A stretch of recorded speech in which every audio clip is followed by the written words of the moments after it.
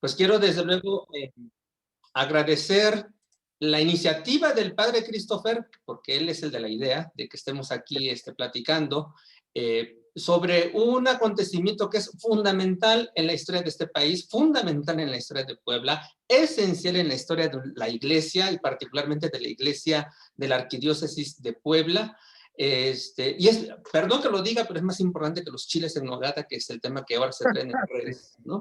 Entonces quiero agradecerle al padre esta oportunidad de platicar aquí entre este conversatorio que es entre amigos y que él ha tenido la iniciativa que se comparta pues con las personas de buena voluntad, como se dice en los sermones, ¿no? El padre Christopher Cortés Pliego, él está incardinado en la arquidiócesis de Puebla, actualmente está estudiando en Alemania, él ya dará los pormenores de su formación, y su servidor, Jesús Joel Peña Espinosa, soy investigador en el Instituto Nacional de Antropología e Historia, aquí en Puebla, en el Centro INA Puebla, historiador por vocación, por profesión, y por obligación también. Únicamente eso diré de mí, y cedo la palabra al padre Christopher. Muchas gracias, doctor Jesús. Yo, pues, les saludo desde acá, desde Frankfurt, Alemania, padre Christopher Cortés Pliego, para servirles por quien no me conociera.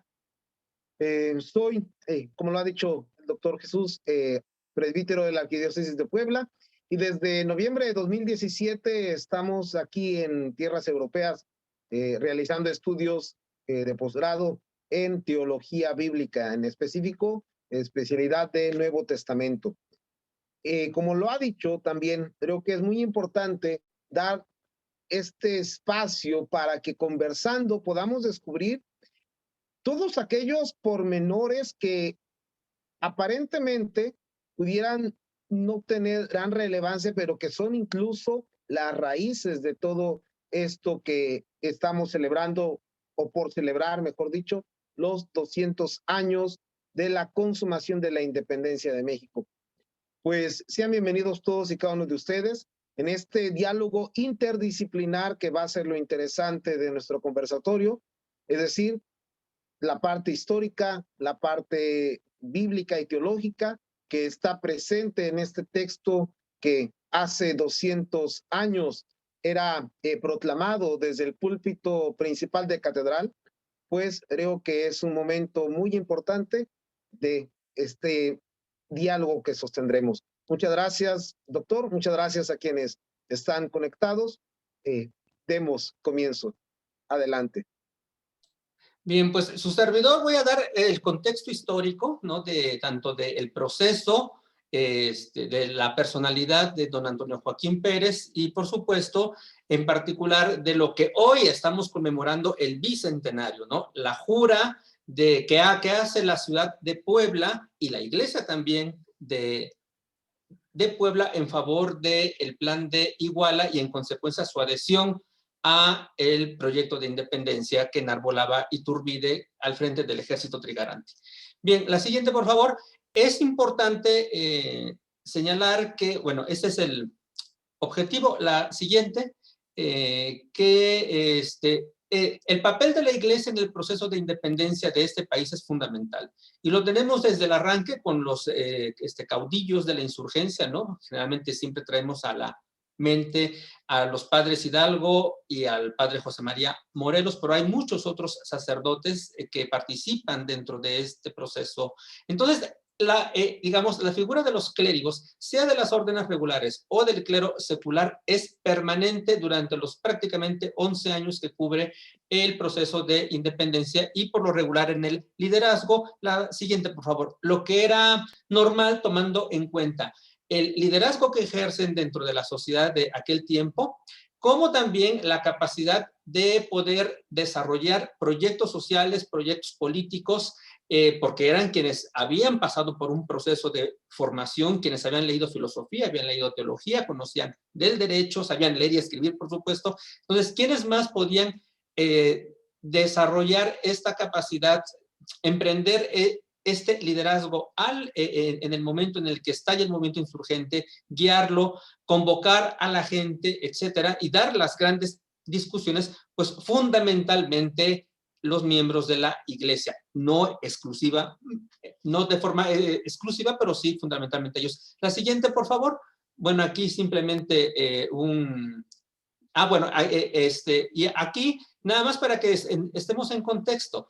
Cuando hablamos del obispado de Tlaxcala, Puebla, estamos hablando de una circunscripción amplia, digamos, es el antecedente histórico de lo que ahora llamamos la arquidiócesis de Puebla de Los Ángeles, ¿no? En aquel momento, aún canónicamente era la diócesis de Tlaxcala. La que sigue, por favor. Y tenemos aquí, por ejemplo, en los mapas, para que podamos ubicarnos de qué estamos hablando, precisamente lo que era la Intendencia de Puebla, que está ahí con su nombre y de color café. Arriba se ve la Intendencia de Veracruz, México y Oaxaca. Es decir, esta es la división civil. La siguiente, por favor. Y luego tenemos la división eclesiástica. Perdón, aquí está todavía la intendencia y como ven, los poblanos, por supuesto, los que son del estado, ya se insinúa la definición territorial de lo que será el estado de Puebla. Todo eso es la intendencia. La que sigue, por favor.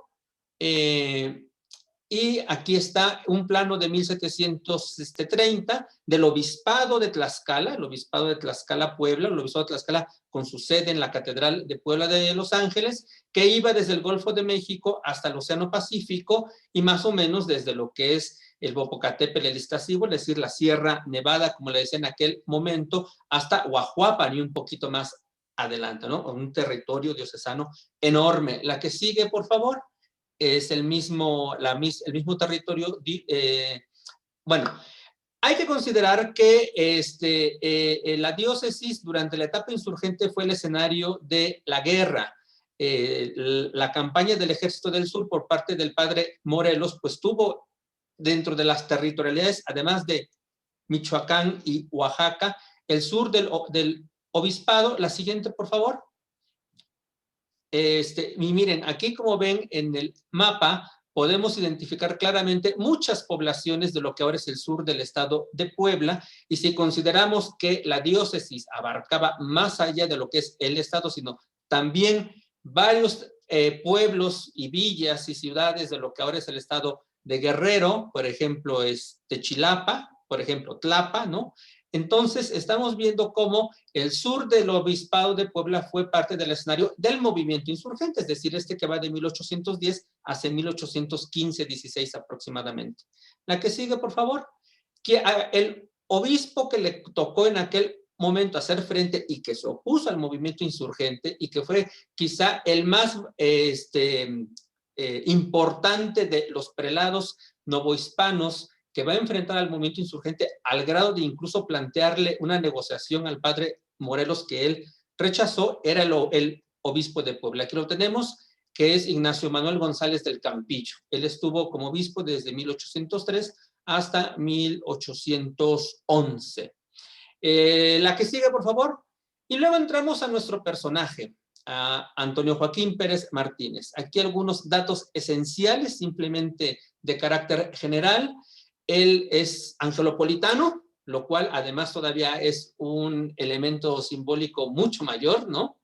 E ingresa al Cabildo Catedral ya en calidad de medio racionero. En aquella época los cabildos catedrales tenían una importancia fundamental para el gobierno de las diócesis. En ocasiones eran como si se tratara de un senado, de un consejo del obispo. En ocasiones eran un verdadero dolor de muelas para los obispos también, porque había conflictos entre el prelado y su cabildo catedral. Pero la importancia del cabildo catedral hasta muy avanzado el siglo XX dentro de la estructura eclesiástica de la Iglesia Universal ha sido fundamental desde el siglo X aproximadamente, ¿no? Entonces, él ingresa al cabildo de la Catedral de Puebla, escala hasta dentro de las diferentes jerarquías, ¿no? De medio racionero pasa a ser racionero y luego, por oposición, consigue ser canónigo magistral. Estaba en este cargo cuando en mayo se convoca a elecciones elecciones entre la gente exclusiva de la ciudad, por supuesto, no eran elecciones generales, no creamos que había ese tipo de procesos, pero se habían reunido las cortes en Cádiz, porque recordemos que Napoleón en las guerras que sostiene contra los diferentes reinos europeos, invade España, depone, más bien abdica el rey Carlos IV en favor de su hijo Fernando VII, y a Fernando VII Napoleón se lo lleva secuestrado e impone a su hermano José Bonaparte al frente de España, y estalla la insurrección en España. Los leales a la monarquía española se reúnen en Cádiz, en la isla de León, se forma un parlamento, para que lo entendamos en términos más contemporáneos, las famosas cortes en Cádiz, y se pide que los reinos americanos nombren a sus representantes para que asistan. Antonio Joaquín Pérez Martínez, canónigo magistral de la Catedral de Puebla, es electo como representante de esta provincia para las Cortes. La siguiente, por favor. Él preside en 3 ocasiones las Cortes de Cádiz, están ahí las fechas simplemente referenciales, ¿no? Y en la última parte de la existencia de estas Cortes, cuando finalmente Napoleón es derrotado, se reintegran regresa la paz a Europa, y Fernando VII regresa al trono español. Y lo que hace Fernando VII es desconocer la famosa Constitución de Cádiz, que se había promulgado en 1812, una constitución de corte liberal, para restablecer el absolutismo. Quien preside en ese momento las Cortes es precisamente el canónigo don Antonio Joaquín Pérez Martínez.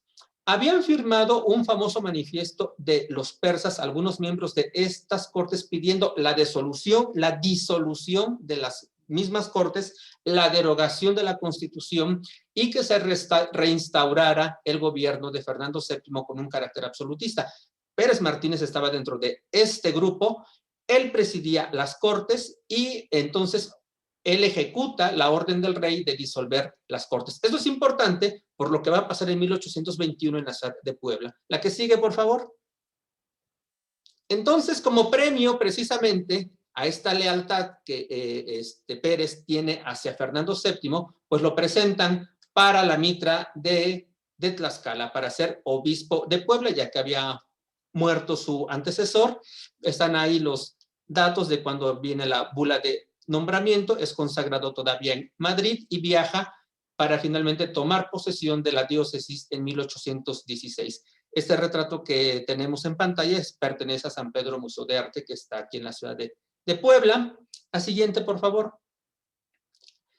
Y él va a desarrollar su actividad como obispo. Puse aquí la imagen del discurso que da con motivo de la dedicación del Templo de la Merced, aquí en Puebla, porque se reedificó.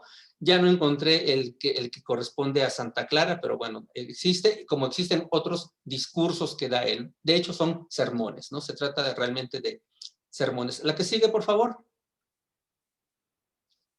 ¿Y qué sucede? En 1820, un general español organiza una revuelta, Rafael del Riego, y entonces lo que hacen es restablecer la Constitución de Cádiz. Obligan a Fernando VII a que reconozca que tiene que gobernar bajo una monarquía constitucional, respetando esta Constitución, y desde luego empieza el temor de aquellos 100 congresistas, aquellos famosos persas que firmaron por la disolución de las Cortes y la derogación de la Constitución, a ser perseguidos por el régimen que acaba de establecerse en España.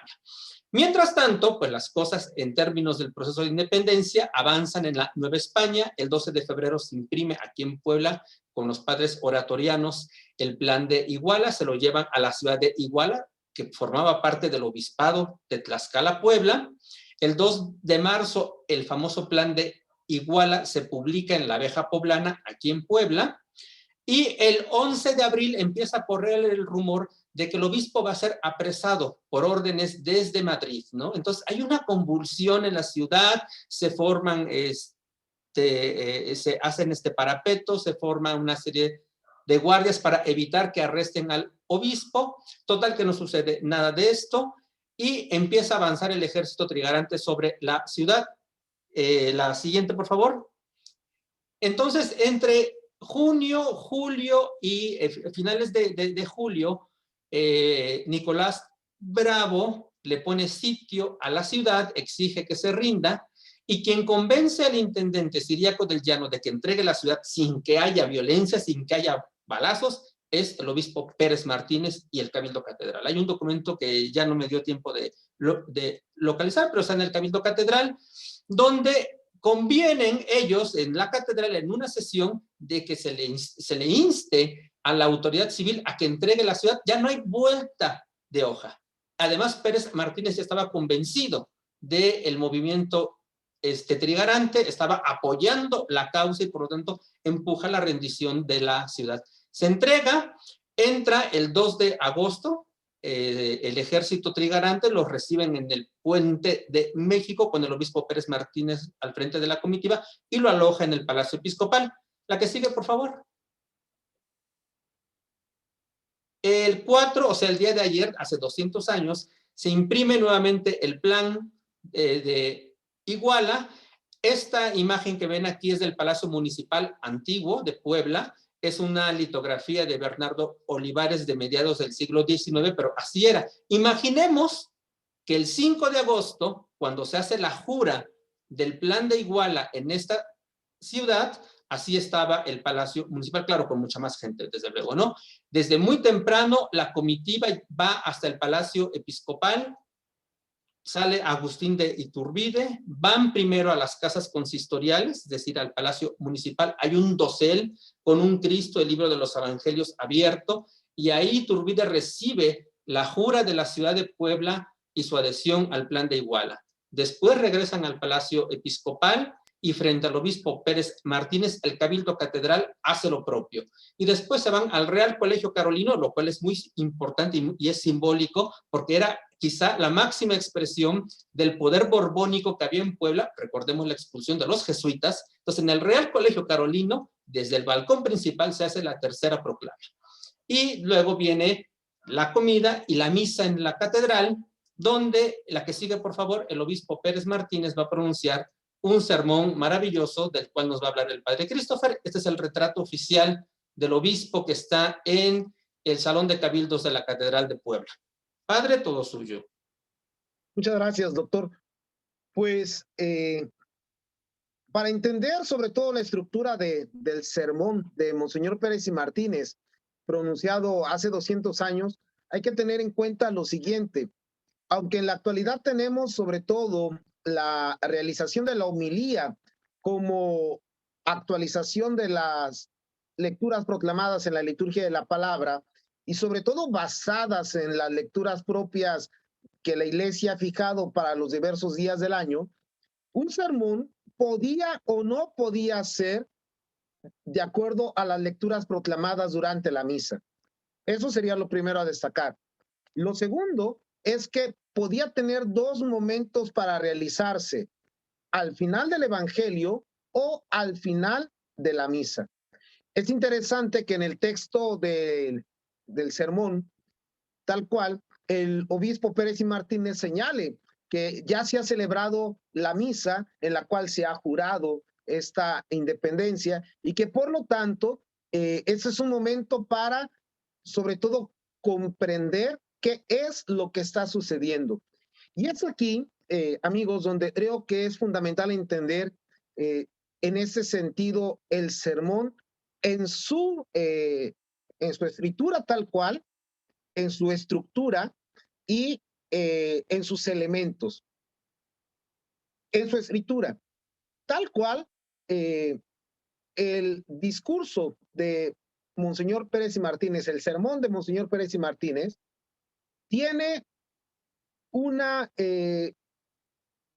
conformación básica en torno a lo que era la forma típica del sermón que implicaba, por un lado, una frase bíblica, un texto bíblico, un versículo o a lo mucho dos, tomado de la traducción oficial de la Iglesia, la Vulgata, y entonces, en base al texto que el predicador tomara, se hacía tal cual a la manera de una retórica romana, antigua, aristotélica, etcétera, una explicitación punto por punto de los elementos a tratar. Y es por eso que tal cual vamos a ver cómo en el discurso, en el sermón de Monseñor Pérez y Martínez, están estos elementos.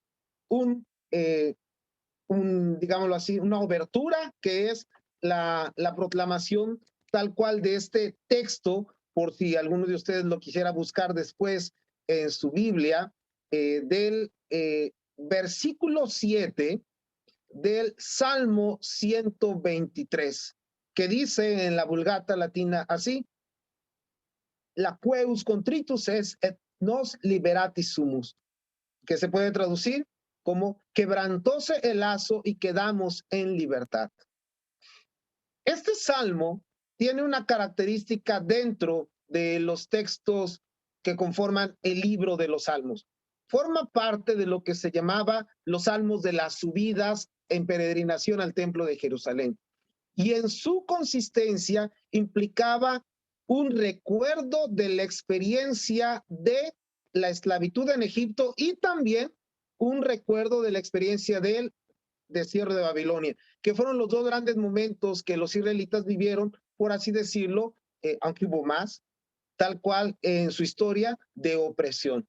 Y es entonces como el obispo Pérez y Martínez toma este versículo 7 del Salmo 123 para hacer una explicación bíblico-teológica del momento que se está viviendo. Y entonces, tal cual, una vez que hace como esta introducción a lo que se va a tratar en el sermón, y en la cual era muy común que durante el sermón se fueran haciendo oraciones, un Padre Nuestro, un Ave María, un Gloria, no solamente al principio, sino a veces a la mitad o en algún otro momento, implicaba sobre todo para que este sermón tuviera en los oyentes los efectos de gracia que se pretendían, que se buscaban. Una vez que el obispo realiza esta primera petición de la gracia de Dios, procede tal cual a elencar, a enumerar los diversos elementos que constituirán el cuerpo de este sermón. Y aquí quisiera invitarlo sobre todo a comprender algo. El doctor Jesús Joel hablaba cómo Pérez y Martínez, Monseñor Pérez y Martínez, dentro del Cabildo Catedralicio, fue haciendo estos ascensos dentro de esa estructura eclesial. Y una de los puestos, llamémosle así, que había, era tal cual el que se llamaba el canónigo magistral. El canónigo magistral era aquel que tenía el derecho de proclamar en la catedral los sermones en presencia del obispo. A veces el obispo no predicaba, sino que lo hacía él. Por lo tanto, aunque en aquel entonces ya habían nombrado otro canónigo magistral, hay que comprender el por qué el hecho de que el obispo sea el que realiza el sermón le da a esto una importancia mucho mayor. Y entonces, una vez que ha hecho la introducción, Monseñor Pérez y Martínez, viene tal cual el momento en el que comienza diciendo: 8 días faltan para que se cumplan los 200 años de la conquista de México. ¿Por qué dice esto, Monseñor Pérez y Martínez? Porque si le sumamos a 5 de agosto, 8 días más, nos da la fecha del 13, que es la fecha, como sabemos históricamente, en que se ubica, o en que se fecha tal cual, la conquista o la caída de Ladrán Tenochtitlan. Y entonces, una vez que Pérez y Martínez pone esta base histórica, le va a servir para, sobre todo, hacer una comparación doble. Tomando el texto del Salmo, dice, la nación mexicana es como aquel pajarillo que está preso y ahora es liberado, porque eso es algo importante. Y sobre todo eso es lo que nos ayuda mucho el latín a nivel teológico. No dice y nos liberamos y se liberó, no, sino que tal cual lo pone en la voz pasiva, liberatis sumus, es decir, hemos sido liberados. Y es entonces, esto en Biblia se le llama el pasivo divino, que es la forma en como los textos bíblicos, sin mencionar a Dios, señalan que Dios es el causante de esta acción. Y después Pérez y Martínez también hace una comparación paralela, hablando de que la nación mexicana era tal cual como una muchacha que en sus primeros años estaba puesta bajo la patria potestad, pero que llegado el momento en que tenía que independizarse, ha recibido la sujeción, una sujeción tiránica y déspota.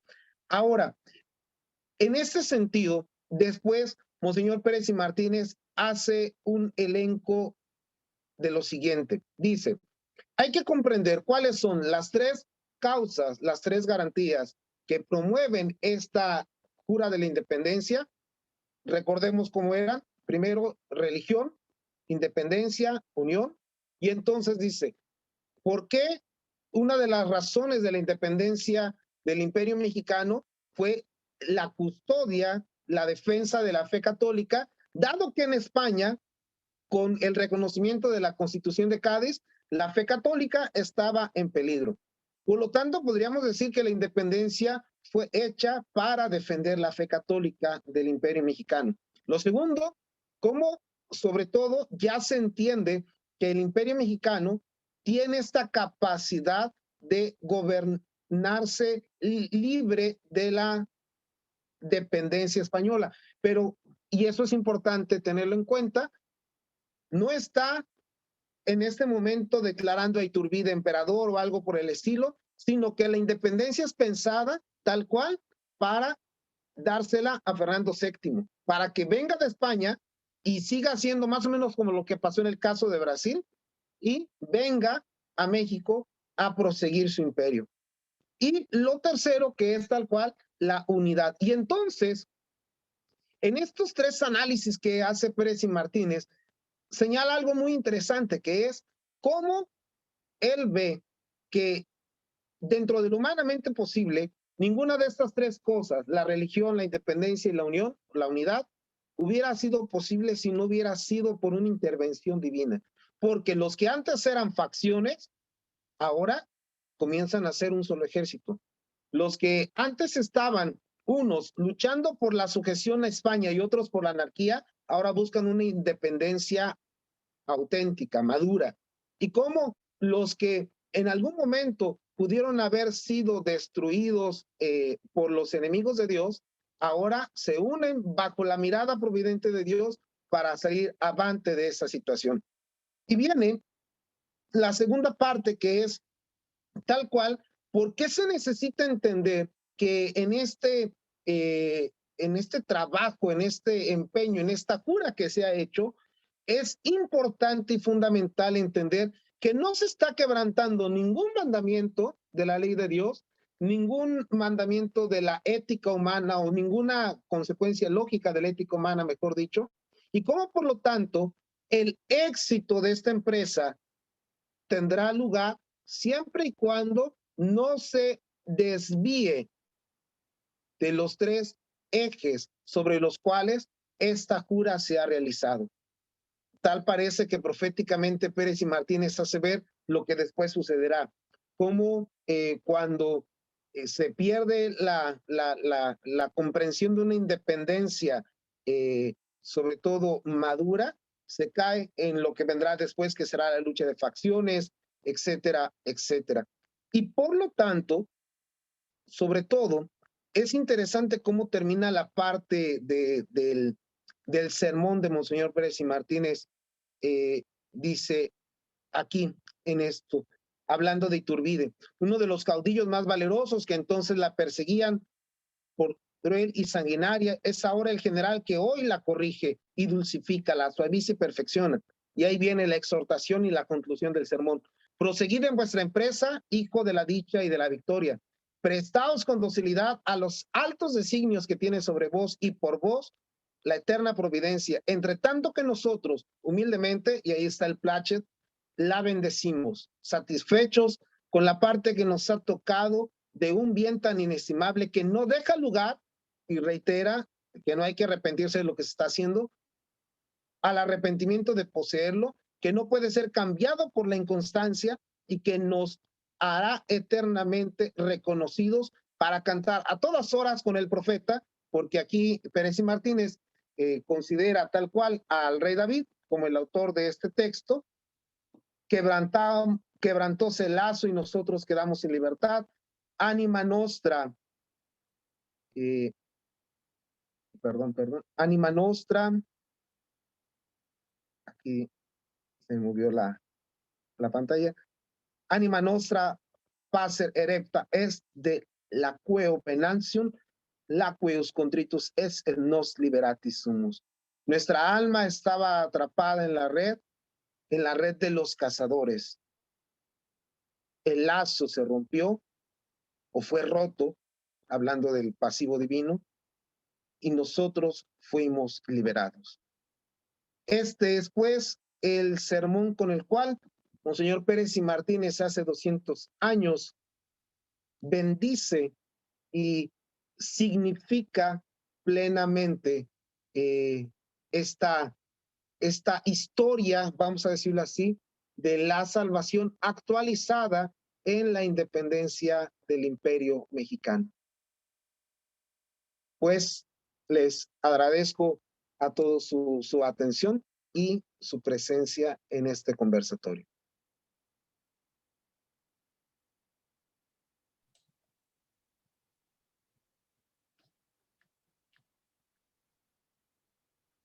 Si alguien de los que están presentes desean hacer algún comentario o alguna pregunta, pues está el chat o pueden pedir la palabra. Lo que yo quisiera añadir a lo que ha dicho el padre Christopher es, nos ha puesto en evidencia algo que en la historiografía de aquella época era muy común, ¿no? La visión providencialista de la historia.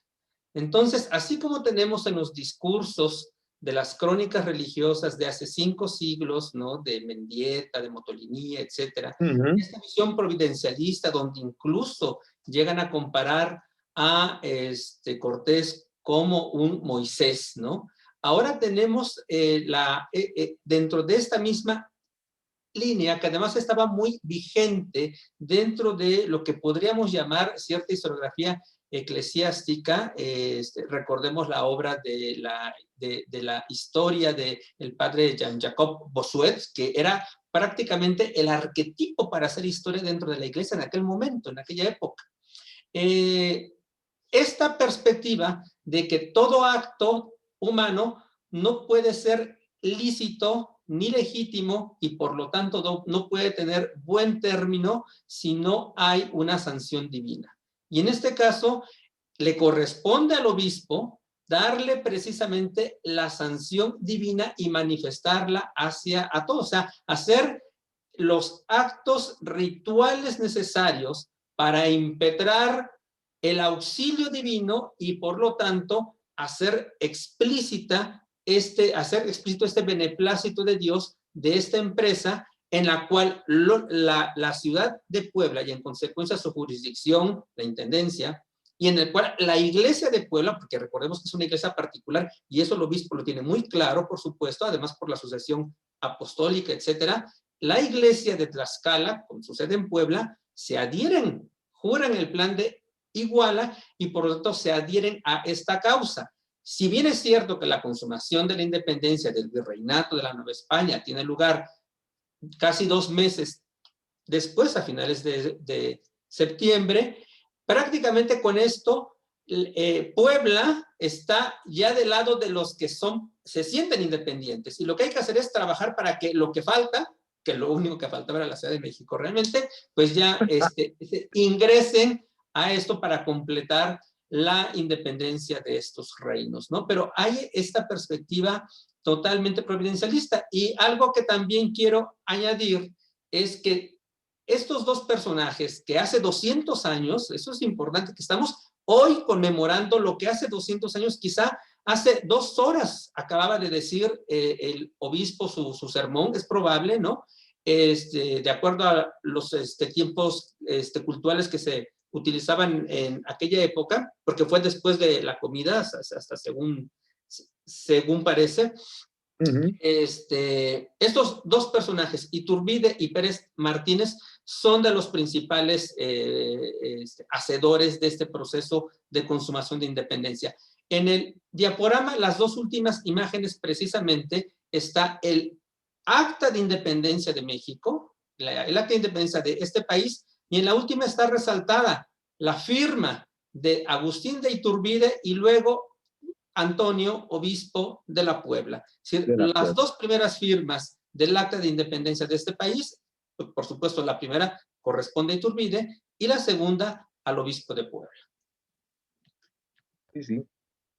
Y tal vez solamente algo interesante también, doctor, para quien busque en el Salmo que les decía, el 123, el versículo final no deja de ser notable, que es tal cual la invocación con la cual los obispos dan hasta el momento, el Santo Padre también, la bendición episcopal. Aiutorium nostrum in nomine Domini. Nuestro auxilio, nuestra ayuda está en el nombre del Señor, qui fecit caelum et terra, que hizo el cielo y la tierra. Como si todo estuviera de tal manera colocado, de tal forma que todo lo hacemos, todo lo recibimos y todo lo llevaremos a cabo confiando en este auxilio.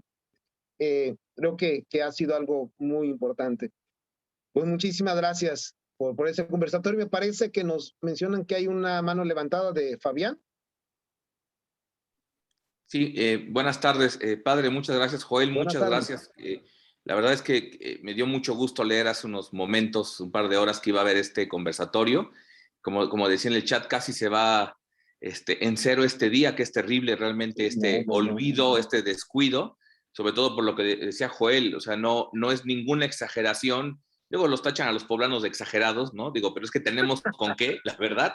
Pero bueno, o sea, el hecho de que se jure la independencia mucho antes que los tratados de Córdoba y de todo este proceso, ya habla mucho. Y yo justamente quería preguntar lo que ha puesto Joel al final, este hecho de que la segunda firma del Acta de Independencia sea la del obispo, yo digo, es bastante importante, ya lo comentó Joel, pero sí quisiera aquí preguntar si pueden profundizar en esto, porque hoy, por diferentes causas, se ha tendido a separar la influencia de la Iglesia, el poder de la Iglesia, el estamento divino hasta en los procesos políticos, una separación a la fuerza, porque no corresponde. Creo que la exposición de hoy me parece brillante en ese sentido, hasta de diálogo, de cómo se concibió en la época esta necesidad de generar el contexto divino, ¿no? O la justificación divina a un acto político y militar, pero digamos, ¿qué más hay en torno a que se decida que la segunda firma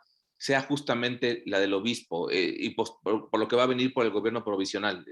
Digamos, si nos pudieran ampliar esa información, porque además creo que la figura del obispo Pérez Martí es una figura que debemos resaltar más, también está ahí un poco perdida entre penumbras y es una figura, me parece, de primer nivel de la historia de nuestra ciudad, hasta por ser angelopolitano, y que de momento en estos discursos demasiado maniqueístas de separar todo esto, acabamos perdiendo información relevante. Y bueno, muchísimas gracias nuevamente.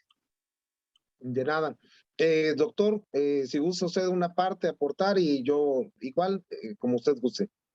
Está bien. Sí, bueno, el Acta de Independencia, obviamente que es un documento que se sitúa en la parte liminar del régimen novohispano y del régimen independiente, pero no deja de ser novohispano, o sea, digamos, la cultura jurídica y la cultura, por supuesto, hasta de redacción, sigue siendo netamente novohispana, ¿no? Entonces sabemos que en el mundo novohispano las jerarquías pesan, todo es simbólico, todo es simbólico.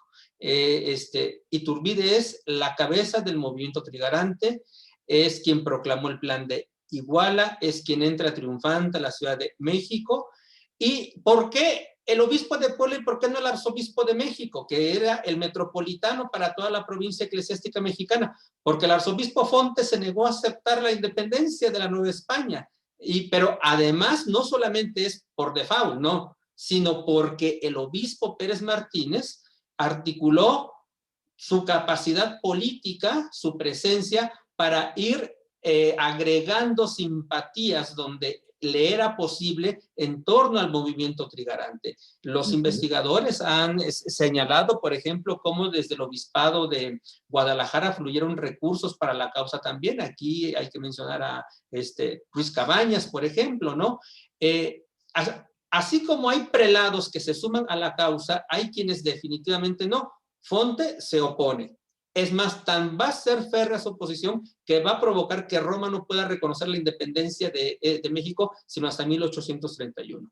En el caso del obispo de Oaxaca, Bergosa y Jordán, dice que se va de visita pastoral y lo que hace es arrimarse hasta Veracruz y se va para España, ¿no? Pero él ni chía ni de horchata. Y entonces, en este sentido, me parece que la posición de la firma de Pérez Martínez en el acta de independencia, en el acta de nacimiento de nuestro país, está más que bien ganada. Le corresponde en historia y en derecho, ¿no? Sí, sí. Y tal vez en ese sentido, con esto que el doctor Jesús Joel comenta, es importante entender lo siguiente. Al final de cuentas, los hijos de la iglesia y sus pastores son hijos de su tiempo, hijos de procesos de formación, hijos de procesos de comprensión. Y sobre todo en ese sentido, es interesante, ahorita que sobre todo el mes pasado participaba yo en un seminario de investigación sobre el movimiento pentecostalista y su proceso político en la actualidad. Es importante entender esto. Si hablamos en cuestión de qué es lo que la Biblia promueve como sistema de gobierno, en sí, ninguno. ¿Por qué? Porque no hay ni siquiera en el Antiguo Testamento un apoyo total a la monarquía. De hecho, cuando la monarquía comienza en Israel, tal cual, Samuel, hablando con Dios, en ese diálogo que tiene en 1 Samuel, deja muy en claro, 1 Samuel 8, están queriendo tomar un rey en lugar de mí. O sea, el rey era Dios y sigue siendo. Y entonces el rey no era más que, por así decirlo, un lugarteniente. Y por eso es que cuando el reino funciona, sin que haya votaciones en ese sentido, el rey se va por circunstancias históricas, etcétera. Cuando pasamos tal cual al Nuevo Testamento, Pablo no dice rebélense contra las autoridades de la ciudad, contra el emperador, no. Simplemente dice oren, apoyen, den buen ejemplo de ser ciudadanos. El cristiano tiene que ser como ciudadano ejemplar. Y entonces, eso nos puede ayudar a entender por qué hubo quien comprendió que tenía que hacer su apoyo con la monarquía española, hubo quien entendió que el apoyo estaba hacia la monarquía española, pero promoviendo la independencia en un imperio mexicano, y hubo quien, como lo menciona, pues no me comprometo por razones que hayan sido, ¿no? Incluso simplemente personales. Y sobre todo esto va a ser importante porque cuando hacemos el juicio histórico dentro del proceso histórico, ideológico, idiosincrático y demás, no caemos en esto que mencionabas, Fabián, de un maniqueísmo o de un pluralismo de, es una cosa la iglesia. No, en aquel entonces todo estaba como en la actualidad. No es que estemos divididos. Las personas somos personas y querámoslo o no, nuestra fe, nuestra opción política y demás, siempre va a ser una consecuencia de nuestra formación integral como personas humanas. Y entonces, es por eso que podemos ver en estos obispos como personas toda esa gama, tanto de compromiso con la fe, porque sí lo tenían, pero también de esa comprensión de cómo construir, según San Agustín, la ciudad de Dios en la ciudad de los hombres. Esperamos que haya quedado respondida. Y, doctor. Sí, creo que esto es fundamental porque cuando los historiadores analizamos los discursos, ¿no? Es fundamental considerar las matrices desde las cuales piensan, redactan, escriben y pronuncian los personajes que lo hacen. Me recuerda mucho esto, el tamiz teórico-metodológico desde el cual, por ejemplo, Carlos Cerrejón escribe su libro del sermón al discurso cívico, ¿no? O sea, sí, efectivamente estos personajes tienen intereses políticos, intereses personales, o sea, ¿quién más sino ellos podían tener la capacidad de poder ver cómo se movían las cosas en términos económicos, comerciales, de grupos, etcétera, etcétera? Desde luego, y como individuo, y tomando en cuenta el papel que tiene la iglesia dentro de la estructura del gobierno de la monarquía hispánica, que además eran casi funcionarios del rey de facto, ¿no? Están conscientes del papel político que juegan, pero la estructura de su discurso, no podemos olvidar que han pasado por los años de leer la filosofía y por los años de leer la teología. Y ahí estructuran su mente, ahí estructuran su discurso, desde ahí es como van a formular toda esta serie de narrativas que construyen en su momento para convencer a una feligresía, porque además ellos están conscientes de que si bien es cierto hay un pueblo que debe ser fiel al monarca, o como en este caso, jurar fidelidad a un nuevo plan, al plan trigarante, al plan de Iguala, la causa de la independencia, etcétera, pero es el pastor el que le está hablando a los feligreses. Y esa matriz ideológica no se pierde. Entonces, en ocasiones, a veces los historiadores pecamos de subrayar las partes políticas del discurso eclesiástico y nos olvidamos que hay una matriz teológica fundamental que está articulando este discurso. Muy bien. Bueno, muchas gracias, Fabián, por la pregunta. Ana Gaby, no sé si haya alguien más, alguna pregunta en el chat o algo por el estilo. Por aquí nos dicen si el obispo Pérez Martínez haya influido en la elaboración del plan de Iguala, hasta donde los especialistas sobre el plan de Iguala han trabajado y le han hincado el diente. No, parece que no. Exacto. Sin embargo, como lo comentábamos previo al comienzo, doctor Jesús, seguramente una vez que lo tuvo ya en manos, tuvo la oportunidad de leerlo, meditarlo, rumiarlo, etcétera, etcétera, etcétera, de tal manera que el sermón sea una explicación teológica del plan de Iguala. O una teologización del plan de Iguala, podríamos llamarlo así también.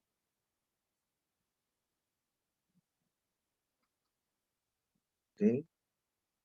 Y añadir, por lo que decía Fabián, de la figura de Pérez Martínez, que es el último obispo novohispano en la historia de México. Es decir, se independiza el país y obviamente los obispos, bueno, van falleciendo. Fonte se va al final, como no acepta la independencia, se va para la metrópoli, y paulatinamente los demás prelados de la provincia eclesiástica de la Nueva España, que prácticamente abarcaba el virreinato, van falleciendo, y para 1829 el único obispo vivo es Pérez Martínez. Incluso a él le toca empezar a hacer frente casi en lo solitario, junto con el apoyo de los demás cabildos catedrales, de ahí la importancia de esta corporación, a las pretensiones del gobierno mexicano, que en la búsqueda del reconocimiento de la independencia por parte de Roma, también llegó a plantear cosas que por supuesto resultaban inaceptables, ¿no?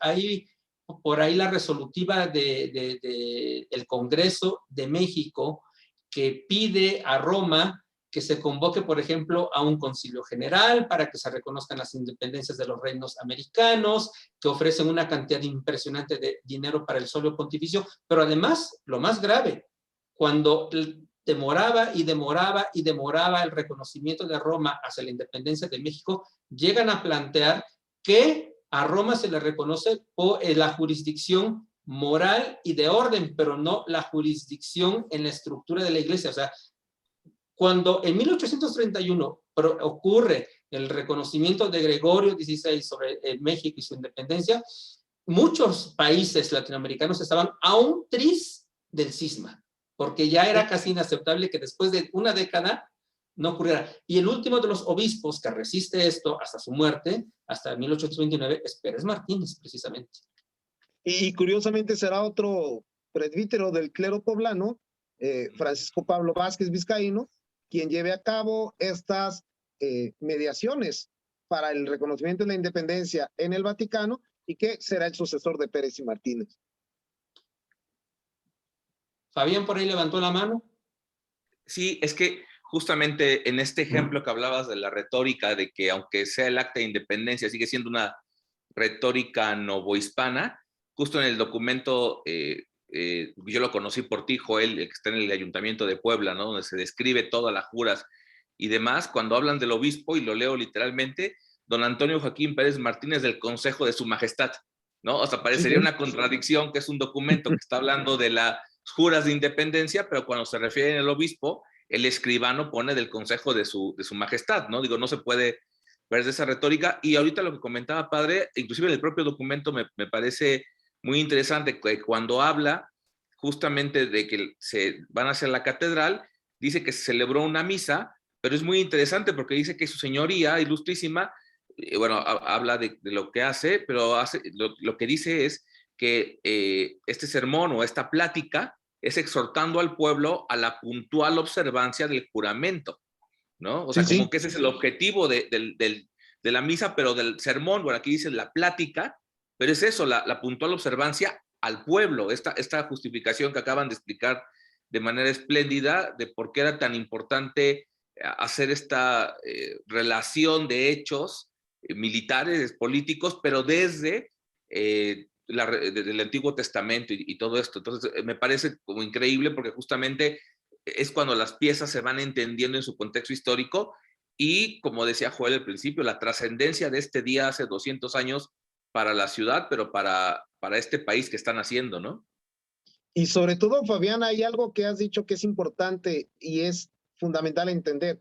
Cuando comprendes todo lo que hay detrás de la teología de un juramento, te das cuenta que no es cualquier cosa, porque es tal cual antigua y nueva alianza. Es decir, es como si entendieras que lo que está a la base de todo esto es tal cual, haciendo una analogía, mutatis mutandis, cambiando lo que haya que cambiar, entre los pactos que hacían Dios con Noé, Dios con Moisés y Moisés como representante de Dios con el pueblo.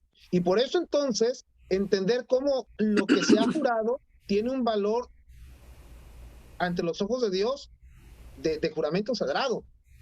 Y por lo tanto, por eso es que la segunda parte del sermón de Pérez y Martínez, de Monseñor Pérez y Martínez, es no duden de que lo que están haciendo es tal cual algo justo. O sea, no es ni pecado ni nada por el estilo. Y entonces, cuando se entiende esto, podríamos decir que da la tranquilidad moral, la conciencia de decir, no estoy haciendo nada malo, no estamos haciendo nada malo. Por el contrario, estamos siguiendo los planes de la misteriosa providencia de Dios. Muy bien. Creo que la hora. Bueno, doctor, no sé si usted ya estamos por hacer la hora.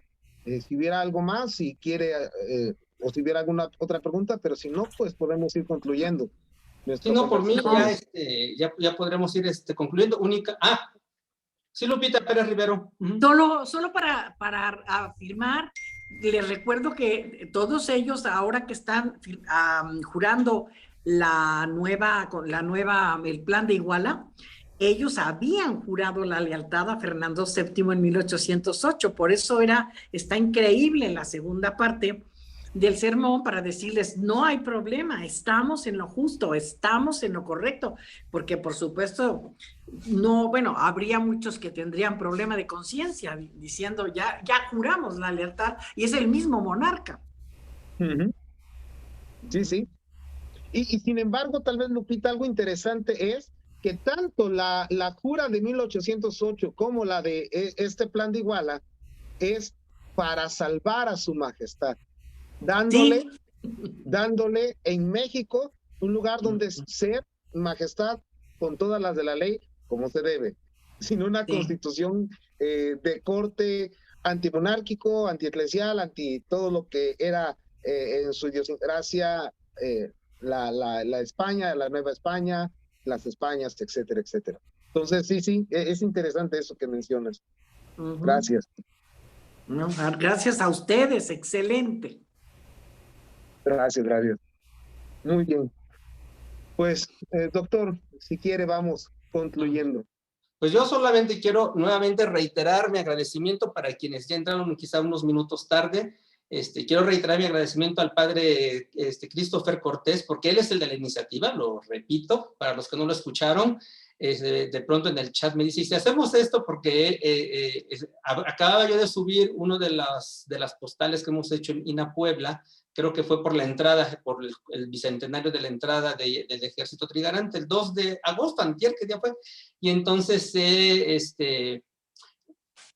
comentando en el chat este momento histórico que está viviendo Puebla, y me decía el padre, pues hay que celebrarlo, y se va a celebrar muy grande. Le digo, ay, padre, nuestras instituciones civiles y eclesiásticas están preocupadas por los chiles en nogada, y de esto yo no veo que se esté organizando absolutamente nada. Y fue iniciativa de él que decidió que se hiciera esta plática y compartirla con ustedes. Muy bien. Pues bueno, muchas gracias. Sí, no, gracias a todos y cada uno de ustedes. Muchísimas gracias, doctor. Y pues bueno, yo creo que estos centenarios siempre nos dan la oportunidad de reasumir nuestra historia y de reasumirla tal cual, pudiendo superar antagonismos que pueden destruirnos interna y externamente. Y más bien, yo creo que conviene poder retomar esta mirada, sobre todo histórica, para quienes gusten hacerlo así, que es interesante. El obispo Pérez y Martínez en ningún momento menciona ni al destino, ni al hado, ni al fatum, sino tal cual la providencia divina. Yo creo que esto nos puede ayudar muchísimo para poder seguir viendo nuestra historia presente y futura desde esta perspectiva. Muchas gracias por su participación. Agradezco a Centro Querigma de Guadalajara la oportunidad de poder ocupar su plataforma. Muchísimas gracias, Ana Gaby, por este servicio de logística y trabajo que hiciste sosteniendo esta transmisión. Y pues bueno, que Dios les bendiga. Felices fiestas de Bicentenario. Para nosotros que la podemos empezar desde estos días y prolongarla hasta el 27, 28 de septiembre. Estupendo. Padre, ¿nos puedes dar la bendición antes de ir? Claro que sí. El Señor esté con ustedes. Y con tu que la bendición de Dios Todopoderoso, Padre, Hijo y Espíritu Santo, descienda sobre ustedes, permanezca para siempre. Amén. Muchas gracias y que Dios me los cuide. Muchas gracias, doctor Jesús, y gracias a todos por esta participación. Gracias. Fabián.